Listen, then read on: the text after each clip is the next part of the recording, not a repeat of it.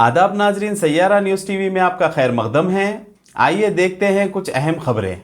AIMM Karwan MLA Kausar Mohiuddin साहब ने AIMM party के कॉरपोरेटर और AIMM प्राइमरी यूनिट के सदर और सरगर्म कारकुनों के साथ अजान इंटरनेशनल स्कूल, जमाली कुंटा, कुली कुतुब शाह नगर, राघवा कॉलोनी, ग्रामर कॉलोनी और आसपास के इलाकों में घर घर इंतखाबी मुहिम चलाई।